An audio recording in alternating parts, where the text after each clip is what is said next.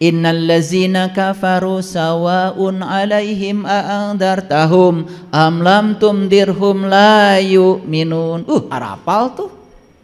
Tahu artinya? Sesungguhnya orang yang tertutup merasa paling benar, merasa paling hebat, merasa paling soleh, tertutup terhadap pandangan orang, kerjanya itu menjas orang, menghakimi orang, salah we batur manu bener teh manehna we wungkul. Innal ladzina kafaru sawaun alaihim, sarua wae keur manehna mah. Aandartahum am lam tumdirhum la yu'min. Dikasih ceramah, tidak dikasih ceramah, dia mah sarua wae la yu'minun, tidak akan terbuka. Orang yang merasa dirinya tahu padahal dia tidak tahu, tetapi dia tidak tahu kalau dirinya tidak tahu, tidak mungkin bisa diberitahu. Makanya saya doakan, walaupun kalian baru datang di sini, semoga kalian semua jadi orang-orang yang dapat ditolong. Itu aja doa saya. Karena orang yang dapat ditolong itu orang yang tahu kalau dirinya tidak tahu. Kalau orang yang tidak tahu kalau dirinya tidak tahu, mual bisa ditulungan. Apalagi siapa dulu dong saya? Lihat dong gelar-gelar saya. Mual bisa ditulungan gitu. Syarat orang yang bisa ditolong itu orang yang tawadu, yang rendah hati, yang jujur pada dirinya sendiri. Yuk kita sekarang baca ayat ini. Jadi ayat ini lanjutan dari ayat 6, ayat 7, ayat 8. Yang tadi ayat 8-nya sudah saya baca. Banyak manusia yang mengaku beriman kepada Allah dan hari akhir, padahal mereka bukan orang yang beriman, cuman mereka tidak sadar. Lanjutannya ini. Nah, perumpamaan mereka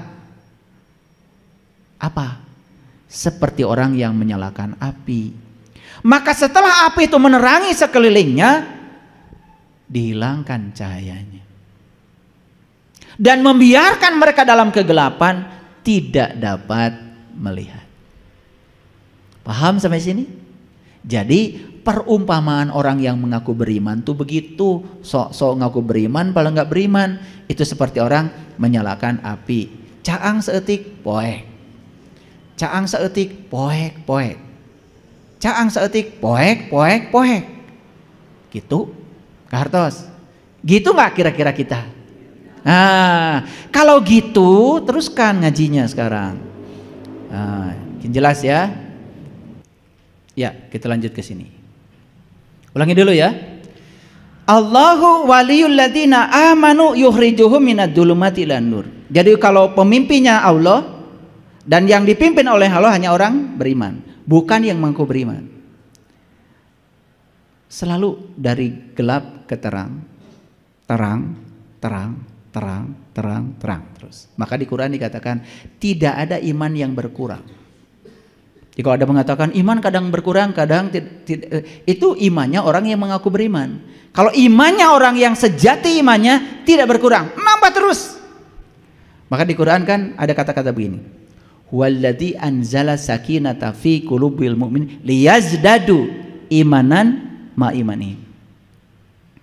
Tidak ada orang yang berkurang imannya kecuali orang yang mengaku beriman. Yang mengaku beriman kadang iman kadang tidak, itu ngaku. Tapi kalau orang yang sudah terbuka mata kolbunya, inna fatahna laka fatha mubina, maka dikatakan huwallazi anzala sakinata fi qulubil liyazdadu imanan ma imanin. Imannya bertambah. Saya kasih tahu kapan rekening kita bertambah. Pertama harus punya saldo, yang kedua harus ada yang nambah. Tahu? Jadi supaya nambah harus ada modalnya dulu, saldonya. Sekarang saya mau nanya, punten, saldo imanmu tuh yang mana? Rek nempel ka mana tuh nambahna? Saldo nage eueuh. Boa rekening nage can aya. Sibuk transfer nomor rekening naon ge nepi ka ayeuna can aya. Boro-boro saldo rek nempel di mana? Makanya Nabi Musa di Quran dijelaskan imannya itu harus diawali. Kan di Quran surat Al-A'raf 143 Nabi Musa itu kan minta melihat Tuhan. Baca nanti Al-A'raf 143. Ya Tuhanku, nampakkanlah diri Engkau kepadaku agar aku dapat melihatmu. Kata Tuhan, kamu tidak akan bisa melihatku, tapi lihatlah ke gunung, ke puncak kesadaran. Falamma tajalla rabbuhu lil jabal, dan aku akan bertajali di situ. Aku akan menampakkan diri kepadamu. Begitu Allah menampakkan diri kepada Musa, Musanya itu jatuh pingsan. Fana billah, gak ingat apa-apa yang di dunia ini. Baru setelah itu Musa mengatakan, qala subhanaka tubtu ilaika wa ana awwalul mu'minin. Maha suci Engkau ya Allah, inilah awal aku beriman. Begitu kita mengatakan awal aku beriman, nomor keningna aya, pasti imannya akan nambah. Saya khawatir nomor kening kalian tuh belum terdaftar. Rek transfer ke mana? Itu masalahnya. Paham sampai sini? Oke, lanjut dulu. Jadi kalau orang yang beriman, pemimpinnya siapa? Allah. Kalau pemimpinnya Allah, selalu hijrahnya dari gelap kepada terang. Clear sampai sini? Kok saya hijrahnya itu malah kanu poek? Padahal ngaku beriman. Berarti imanmu harus diperbaiki. Ucapkan selamat tinggal pada iman yang hanya mengaku iman. Ucapkan selamat tinggal dengan berani. Saya harus melakukan hijrah sungguh-sungguh. Karena iman saya ternyata baru iman pengakuan saya saja. Bukan pengakuan Allah pada saya. Selamat tinggal. Berani? Harus berani. Kalau nggak berani mah gitu keneh terus. Poek. Wallazina kafaru auliya'uhumut tagut. Nah, sedangkan orang yang masih tertutup, pemimpinnya siapa? Tagut. Siapa tagut tadi? Pikiran gelap. Pikiran yang tidak tercahayakan oleh cahaya ilahi. Wah, pikiran mah suka macem-macem. Nutu kejadian oge sok di pikiran. Betul? Iya. Suami pulang terlambat, padahal nggak kemana-mana, cuman banyak bitu di jalan. Mau nelpon nggak sempat karena HP-nya tersimpan. Baterainya sudah lobet. Nu di bumi teh, kamana heula jeung saha. Begitu datang teh geus ngabedega di depan panto. Hasil saha eta? Hasil pikiran. Tidak pernah nanya dulu. Ya. Kalau orang yang sudah sadar enggak gitu. Begitu datang sudah. Sediakan dulu air, mau kopi, mau apa, bukan langsung dihakim. Siapa tahu, ya kan? Makanya semua kemarahan, semua hal yang dimulai dengan kemarahan akan berakhir dengan rasa malu. Nyorekan ka ditu ka dia. Terus tenang dicarioskeun. Tadi teh ban bocor. Bade nelpon HP lobet. Tuh waktosna. Pan.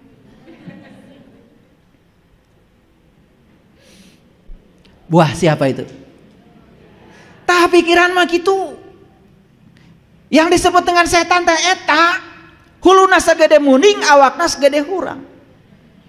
Ayana dikuring rupana jiga maneh. Saya nggak ikutan. Maaf ya. Mega arti. Karena selama ini tuh setan teh, tah eta cenah setan sok ngaganggu. Nu ngaganggu maneh makan maneh sorangan. Betul apa tidak? Jadi bungkelekannya setan sudah kelihatan sekarang? Hakul yakin? Ternyata setan teh pakai kacamata, seri tuh.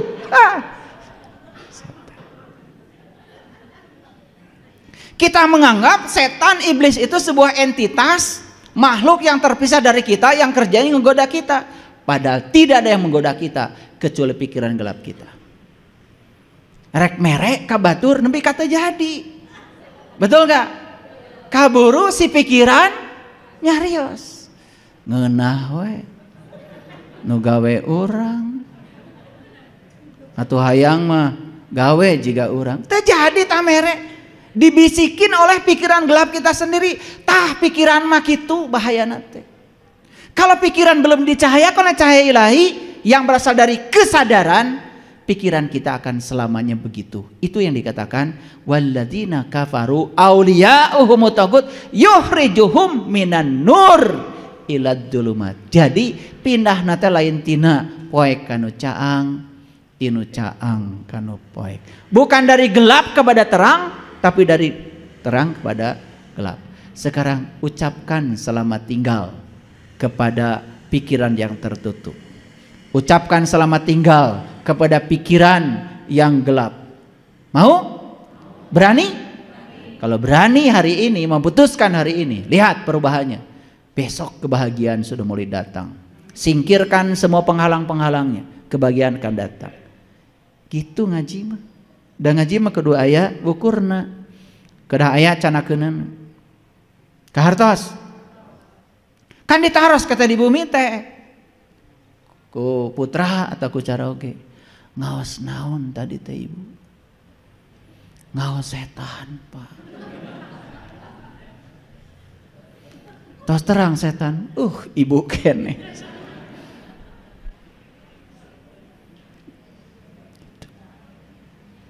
Kan ditaros ku cara oge. Tepang ibu tadi sareng tepang. Tepang. Bungkeulekan geuning Pak setan. Make jilbab. Baju hideung. Ya. Kartos? Itu. Makanya saya sering mengatakan tidak ada yang berbahaya di luar diri kita, karena yang paling berbahaya adalah diri kita sendiri. Musuh terbesar kita adalah diri kita sendiri. Orang teh selama ini salah kaprah menganggap musuh kita di luar diri kita, menganggap setan pun adalah entitas di luar kita. Sekarang ucapkan selamat tinggal pada pemahaman itu. Geningan setan teh caket sok ngahareos. Eta bari masihan 5.000 ditongtak deui ku setan entong 2.000. Karo sekarang itu namanya hijrah minan nur ila dulumat. Tos sae ngaluarkeun nama 10.000 ditongtak taku setan gede teuing cenah. 2.000 tuh tinu caang kanu poe. Nih saya kasih tahu, sebenarnya yang saya ceritakan ini adalah pengalaman hidup kita masing-masing. Sok lah emutan. Iraha urang pindah tinu poe kanu caang, iraha urang pindah tinu caang kanu poe. Sok emutan. Da mau tebih atuh. Karena apa? Ieu mah pengalaman orang. Jadi Quran itu sebetulnya bukan cerita ilusi. Cerita sesuatu yang konseptual sekaligus juga faktual, kontekstual. Jadi Quran itu berlaku di sepanjang zaman, tergantung cara seseorang mengupasnya.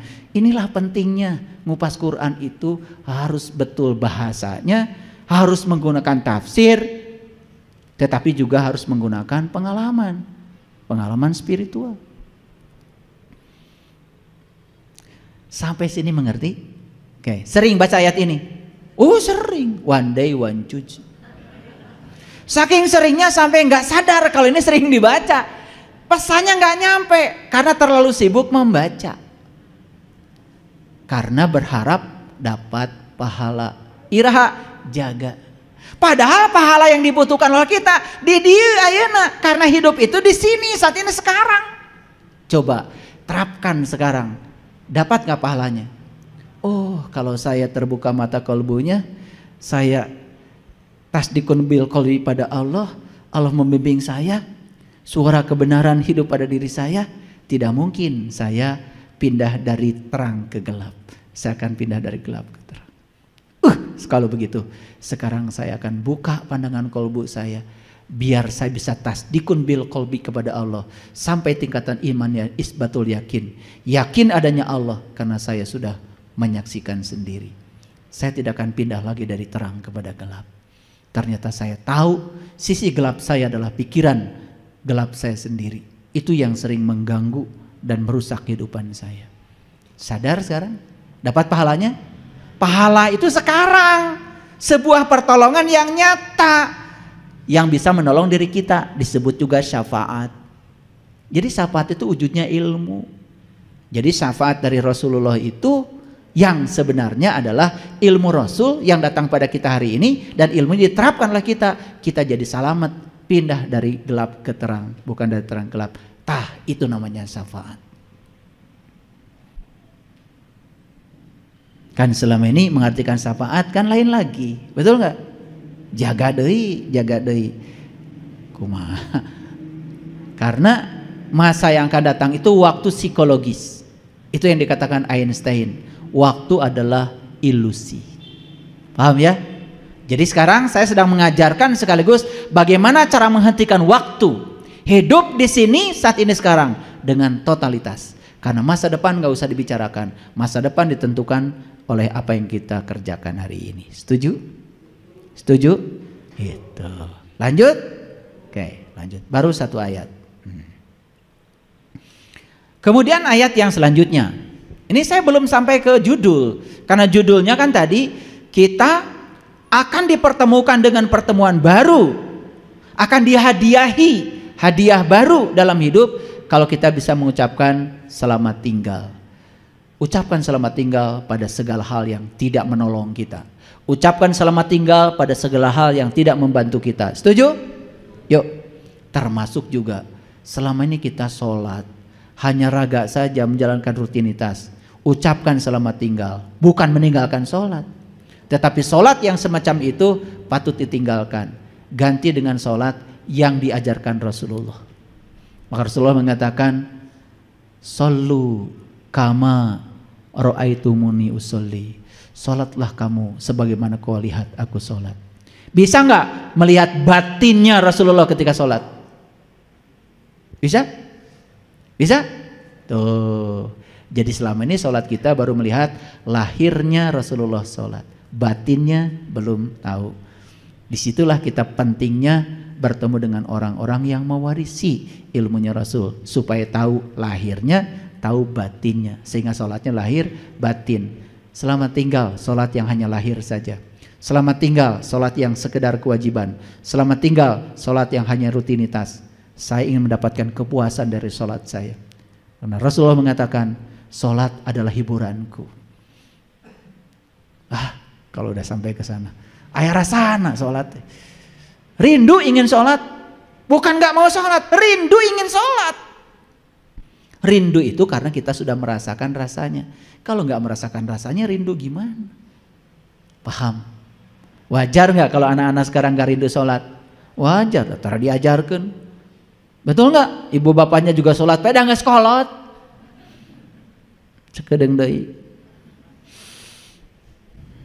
Gitu sebetulnya mah. Jujur nama. Kenapa ibu bapak sholat? Kewajiban. Jika nu bener.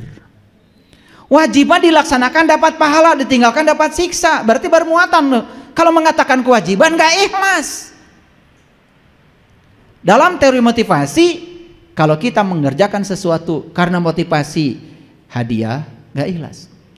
Motivasi ancaman juga gak ikhlas. Agak ikhlas sedikit kalau motivasinya adalah kebutuhan. Kenapa Anda sholat? Karena saya butuh sholat.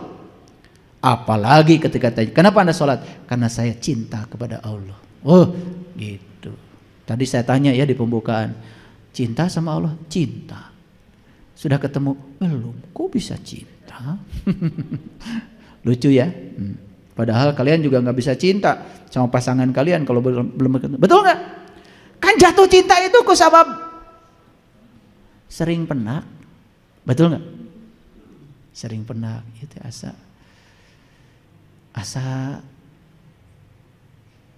ayah pak kuat pak kait ya. Gitu kan. Gitu. Ya kita teruskan dulu ngajinya. Huwallazi yunazzilu ala abdihi ayatin bayyinah liyukhrijakum minadh dhulumati ilan nur wa innallaha bikum laraufur rahim. Ini Quran surat Al-Hadid ayat 9. Ini lanjutan dari yang tadi. Kalau tadi Quran surat Al-Baqarah 257. Mari kita lihat ayatnya. Dialah yang menurunkan kepada hambanya tanda-tanda yang terang benderang. Ayatim bayyinah. Jadi ayat itu bahasa Arab artinya tanda. Bayyinah itu terang benderang. Nih saya kasih tahu. Kalau lampu ini nggak nyala, bisa nggak memindahkan kita dari gelap kepada terang? Ulangi. Kalau lampu tidak nyala, Bisa nggak lampu itu memindahkan kita dari gelap kepada terang? Karena syarat untuk menuju terang itu harus ada terangnya. Karena gelap itu artinya adalah ketiadaan cahaya. Begitu dihadirkan cahaya, ya tidak ada gelap, yang ada adalah terang. Paham? Jadi kalau lampu yang tidak menyala, walaupun disebut lampu, bisa nggak memindahkan dari gelap kepada terang? Nggak bisa. Setuju? Jadi lampu yang bisa memindahkan dari gelap ke dapat terang itu adalah lampu yang menyala. Ayat ini keren sekali. Dialah Allah yang telah menurunkan kepada hambanya ayatim bayinah, tanda-tanda yang terang benderang. Lalu supaya dia mengeluarkan kamu dari kegelapan kepada cahaya. Lihat saya semuanya. Gelap artinya ketiadaan cahaya. Jadi kalau begitu terang apa? Terang artinya kehadiran cahaya. Bisa nggak marah-marah di tempat gelap tiba-tiba jadi caang? Bisa nggak mengutuk kegelapan tiba-tiba menjadi caang? Marah-marah, mengutuk tidak akan pernah mengubah gelap menjadi terang. Satu-satunya yang bisa mengubah gelap menjadi terang adalah menghadirkan cahaya. Pertanyaan saya, yuk kita sadar, sekarang diri kita gelap apa terang? Gelap apa terang? Sepanjang kita masih tertutup, berarti gelap. Bisa dikutuk gak kegelapan? Gak bisa. Orang yang jahat itu gelap, tidak bisa dikutuk. Anak nakal itu gelap, tidak bisa dikutuk. Satu-satunya cara mengubah yang gelap menghadirkan cahaya. Makanya ketika anak nakal jangan dikutuk. Nakal, kurang aja, jangan. Lihat dulu, dia nakal dari mana bibitnya. Kan nomor contoh maranehkeun ya kolotna. Betul nggak? Betul apa tidak? Nah, iya. Gitu nyalakeun budak. Salahkeun diri sorangan. Kunaon budak teh make kieu? Oh. Kenapa dia berkelahi di sekolah? Karena dia pernah melihat kalian berkelahi di rumah. Gak mungkin dia melakukan sesuatu yang tidak pernah dia lihat. Dur teku sekolah itu dikaluarkeun. Budak teh poek pangna disekolahkeun ge. Dihukum ku sekolah tambah poek atuh. Sekolah macam apa?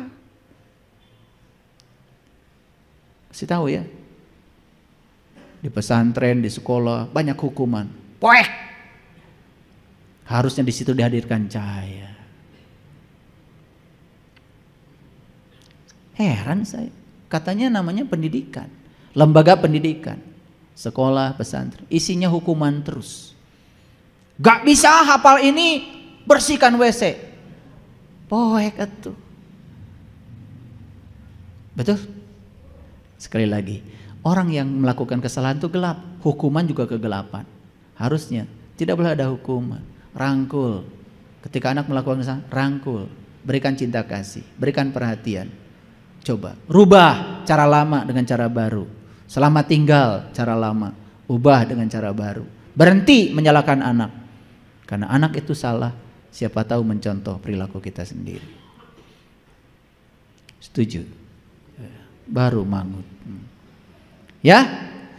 Dialah Allah yang telah menurunkan kepada hambanya tanda yang terang benderang. Pertanyaan saya, mau nggak oleh Allah diturunkan kepada kita tanda yang terang benderang? Mau? Syaratnya apa? Syaratnya apa? Harus menjadi hambanya Allah. Pertanyaan berikutnya, jujur, selama ini hamba siapa kita? Hamba Allah atau hamba togut? Cenah karasaeun. Nyambung dengan ayat yang tadi. Selama ini kita ini bukan hamba Allah. Karena yang dipertuhankan oleh kita bukan Allah. Tahu juga belum? Yang dipertuhankan oleh kita adalah pikiran. Nu digugu, ditiru ke orang teh tah ieu pikiran poek. Jadi siapa Tuhan kita selama ini? tagut. Makanya pindahnya bukan dari bukan dari gelap ke terang. Nuca angge malah jadi poek. Kan ada orang boro-boro ya kata-kata yang salah bagi dia. Kata-kata bener aja bagi dia mah salah poek. Nu bener keur si eta mah. Da maneh nu pang benerna. Itu. Tuh boleh sesat. Jika nu manehna nu pang salametna. Nih di Quran dikatakan, "Inna rabbaka huwa a'lamu biman dhalla an sabilihi wa huwa a'lamu bil muhtadin." Hanya Allah yang tahu siapa yang tersesat di jalannya dan siapa yang dapat petunjuk. Jadi kalau manusia menyesatkan orang lain, berarti dia mengambil haknya Allah. Justru dia yang sesat. Tidak boleh kita itu menghukumi orang lain. Apalagi menghukumi kebebasan berpikir. Karena kebebasan berpikir itu dijamin oleh undang-undang. Berserikat, berkumpul, mengeluarkan pendapat dijamin oleh undang-undang. Kalau kita tidak suka perbedaan, berarti kita sudah melanggar hukum alam. Karena perbedaan diciptakan oleh semesta. Perbedaan itu fitrah.